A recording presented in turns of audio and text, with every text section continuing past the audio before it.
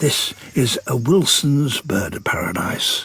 He's brightly coloured, but about the size of a sparrow. He's lived most of his life alone, but now he's an adult and he too needs to attract a mate. First, he tidies things up. Showing off in this jumble of leaves wouldn't be easy, and his beauty will stand out better against a plain background. His stage is set, and now he must hope a female hears his call. He can wait here for weeks on end. At last, a female. Time to take up position. She will judge him by the brightness of his feathers.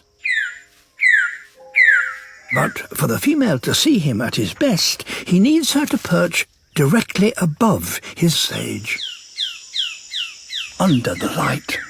This might be his only chance to shine.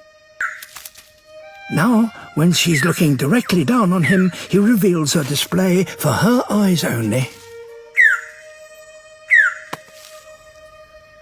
In the gloom of the forest floor, he is a dazzling blaze of iridescent green, the brightest leaf in the forest. And that does the trick. Each animal must find its own way of surviving the competition of the jungle.